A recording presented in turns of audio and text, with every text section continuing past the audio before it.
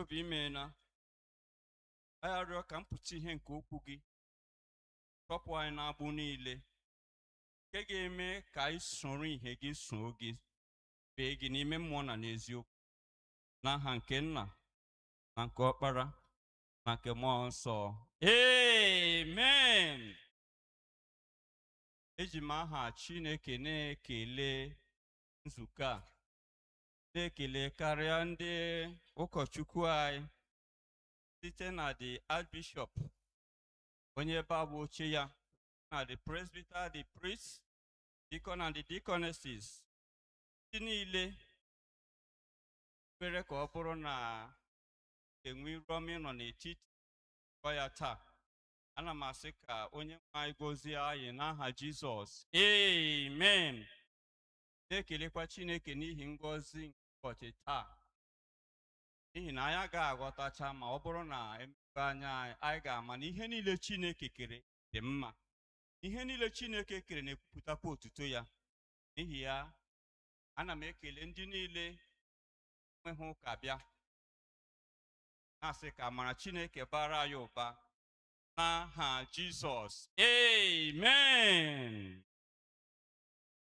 The church is marching on. The church is marching on. The gates of hell shall not prevail.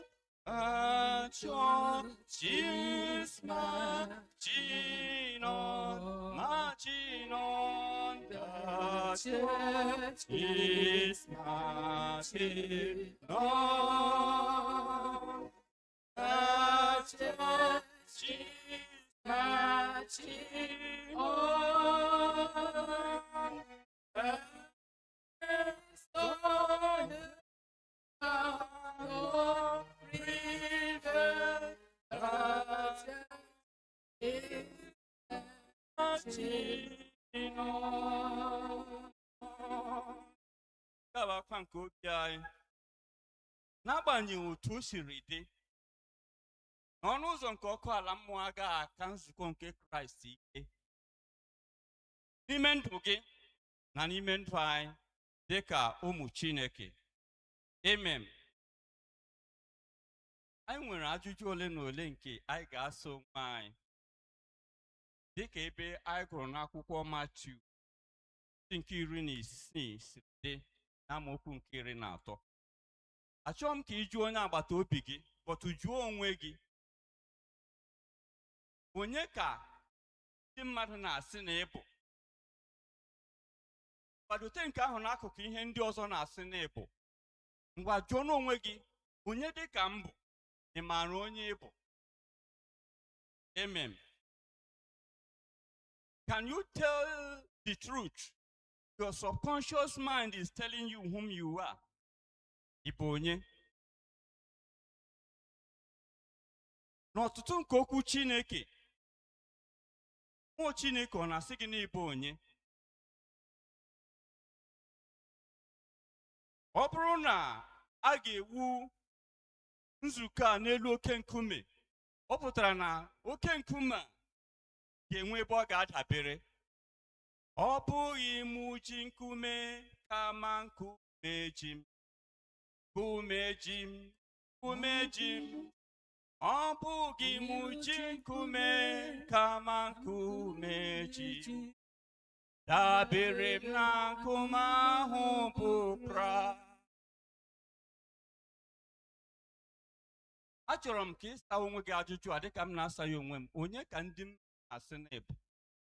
Assuming na ndị mmadụ agwa gị ihe na-abụ, gịnị ka ị maara ịbụ n'onwe gị n'ebe Chineke nọ?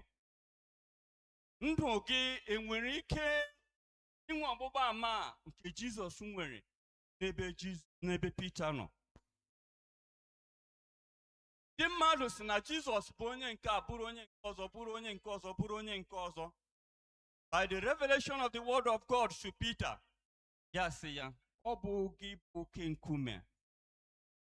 Ọ bụ gị bụ nkume nke ndị na-ewu ụlọ juru ajụ, nke a ga-eji mee isi nkume nke owuwe ụlọ. N'ihi ya, onye ka ị bụ?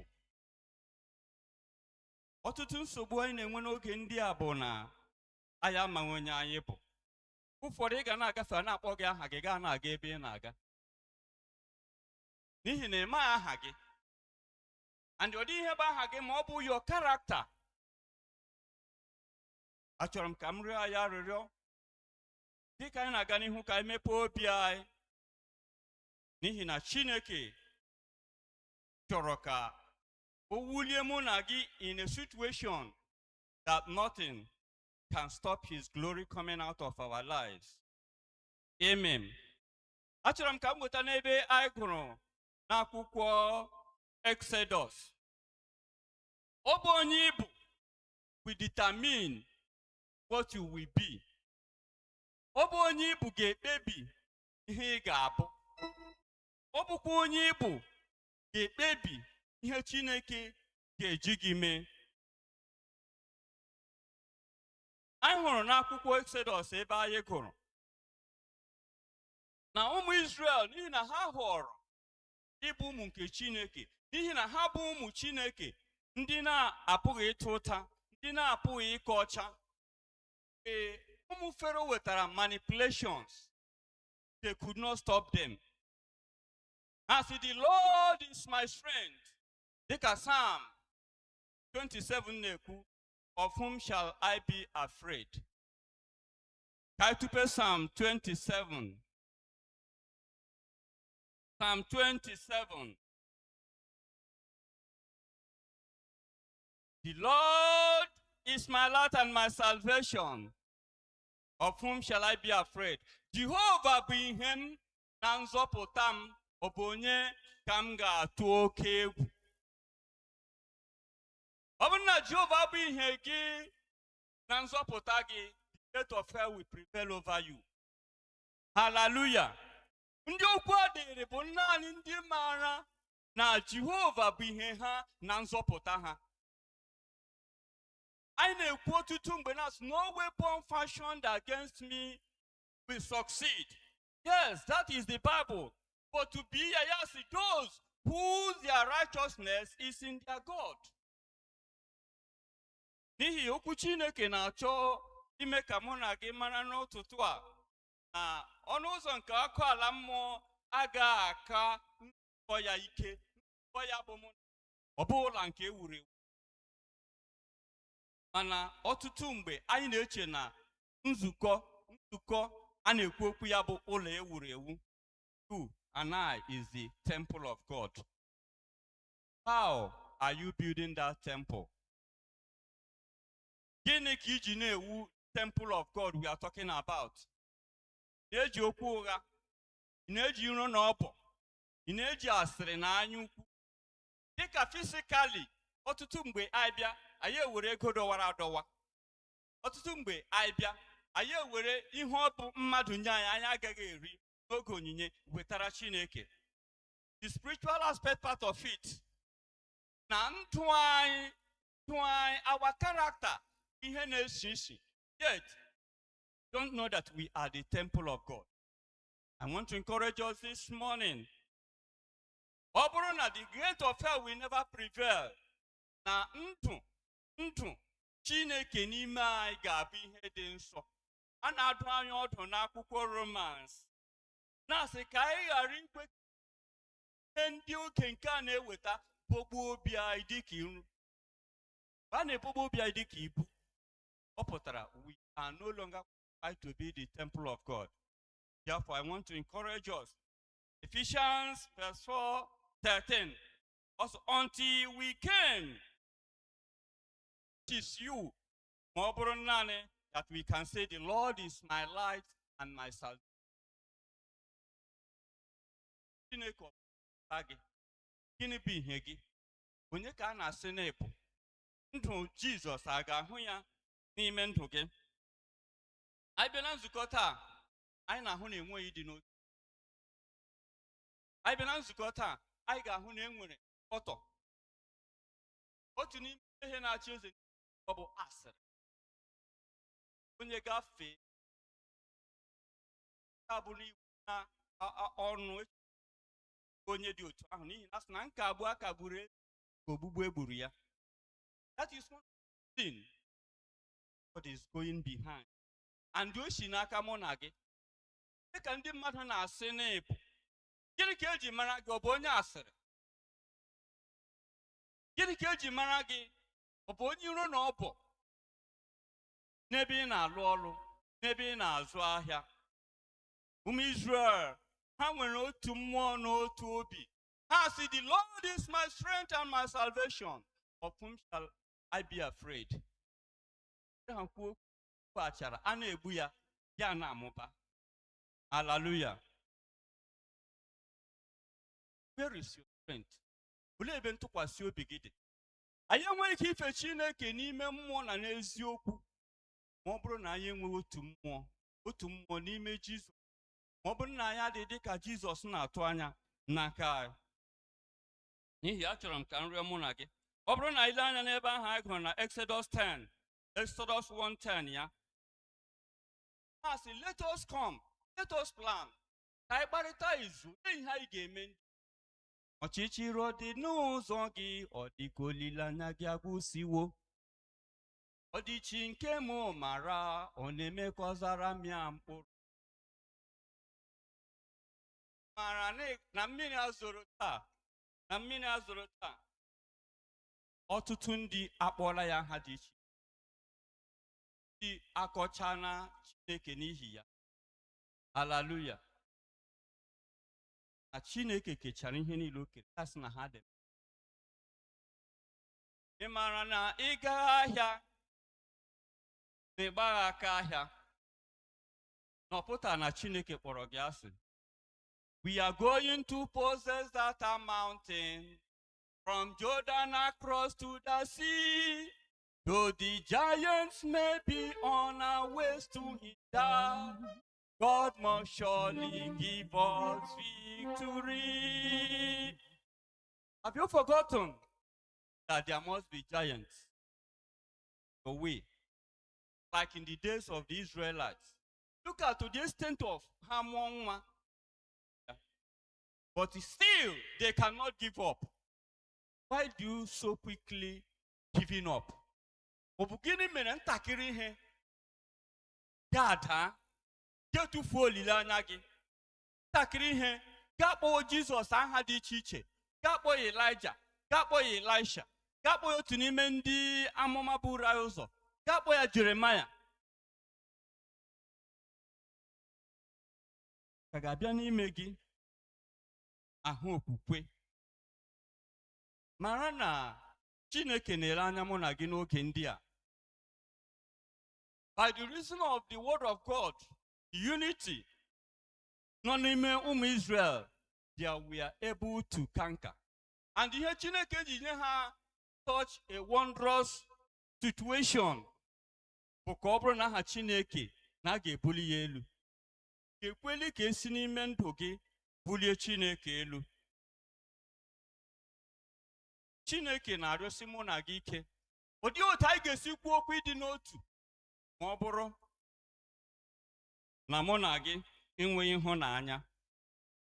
Ọ dịkwana otu anyị ga-esi kwuo okwu ịhụnanya. Ọ dịghị otu nzukọ ga-esi guzo lụọ ọgụ ma ọ bụrụ na anyị adịghị n'otu. Ọ dịkwana otu anyị ga-esi kwuo okwu ịdị n'otu ma ọ bụrụ na anyị enweghị ịhụnanya. Okwu onwe gị ọzọ, ị nwere mmụọ nke ịhụnanya? Ị nwere mmụọ nke ịdị n'otu n'ime gị? Ị bụ otu n'ime ndị ọ na-abụ a na-ekwu A, gaa na-ekwu B? Otu n'ime ndị ga n'ihu nke mmadụ ibe gị na nke nzukọ na-arụ afọ. Ọ bụrụ na anyị agaghị akwụsị ịkpa oke n'etiti ndị echiri echi na ndị echi echi anyị ga-eme nke ọma.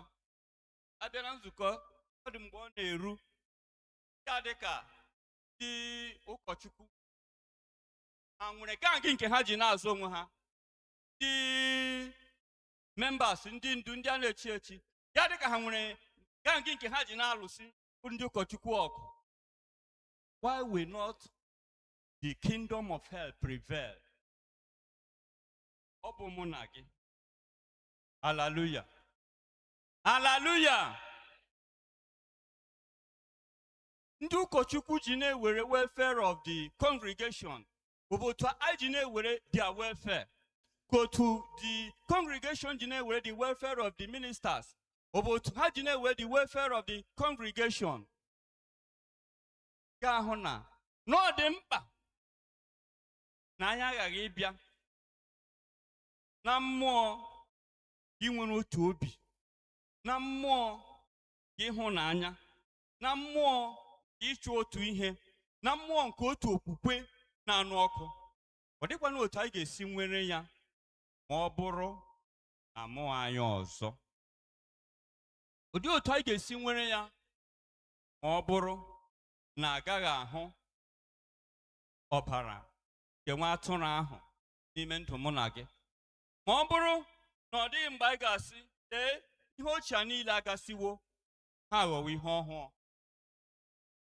N'akwụkwọ ndị Kọrint kemgbe isi 13 amaokwu 13 ya, ọ gụrụ ọtụtụ ihe, gụọ ọtụtụ ihe, ya sị na nchịkọta nke ihe niile bụ ịhụnanya.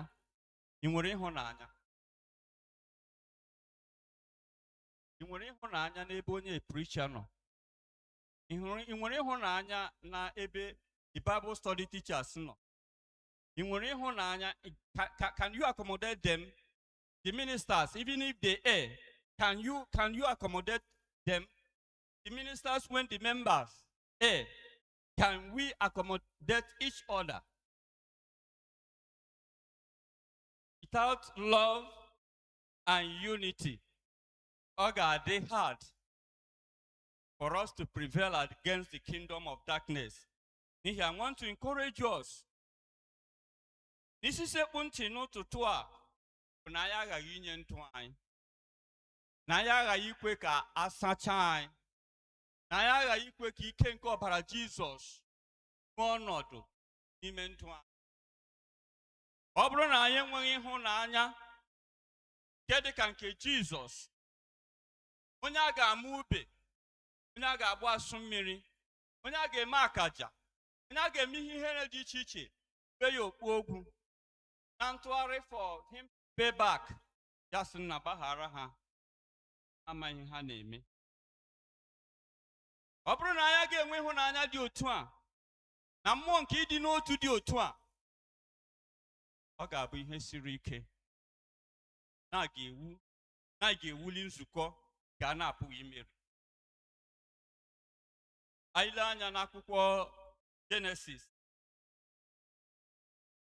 45, anyị ga-ahụ uru nke Chineke nwanne anyị nwoke Joseph. N'agbanyeghị ihe niile e mere ya, Genesis 45, 1-4. N'agbanyeghị ihe niile e mere ya, n'agbanyeghị mkpagbu na ntaramahụhụ gabiga, ya gbatị aka ya.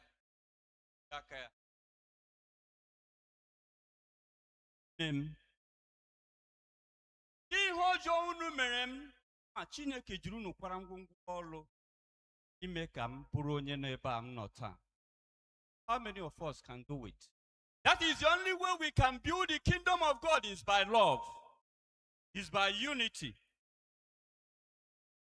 Dịka ụmụnnu a biliri ka ha wee Tower of Babel.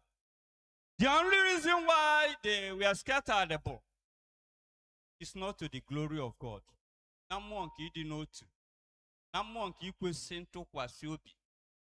Dịka Jizọs, dịka Jizọs, ịdịka Jizọs, arịrịọ mbụ ka m dịka ya, wee site na ndụ a wee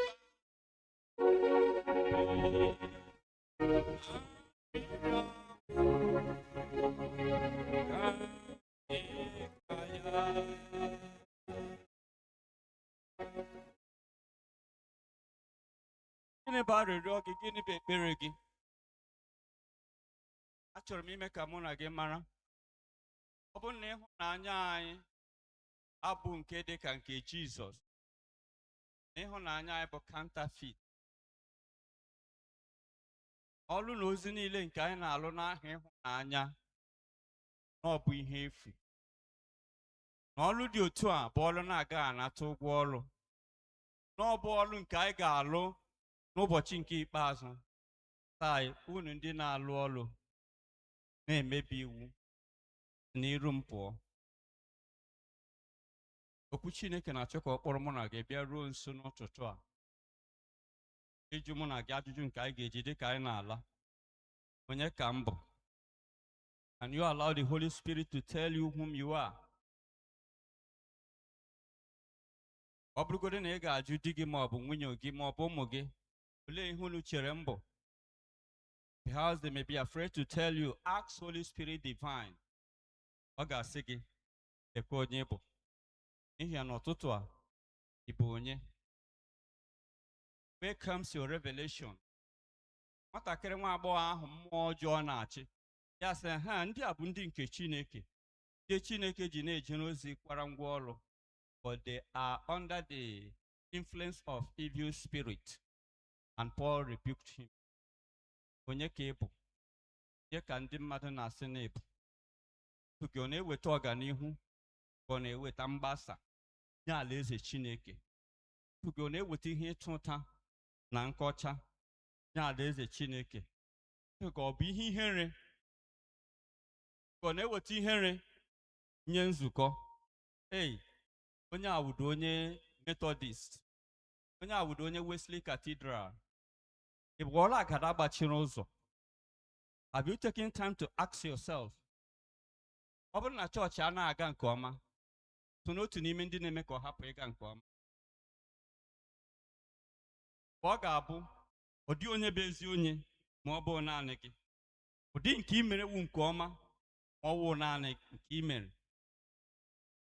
Gụọ na agara nọchiri ọnụ ụzọ na-achụpụ ndị mmadụ. Ọ bụrụ na ị bụ ya, mana na otu ụbọchị na-abịa. Otu ụbọchị mgbe ị na-amaghị, mgbe m na-amaghị ga-abịa, nwa nke mmadụ ga-apụta ihe.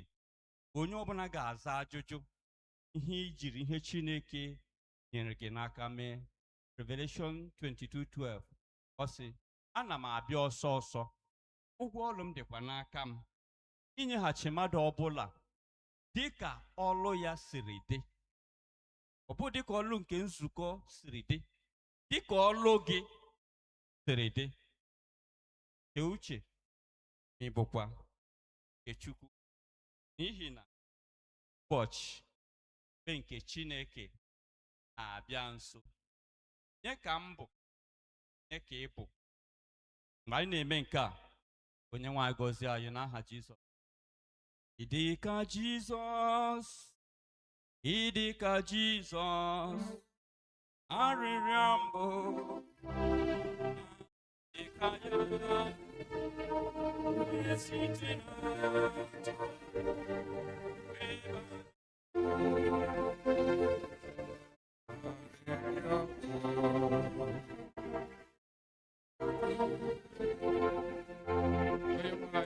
apụtala ịnyịnya anyị na mgbe ụtụtụ a, dịka ị na-ewuli nzukọ gị n'ọnụ ụzọ nke ala mmụọ agaghị ebili imegide ya.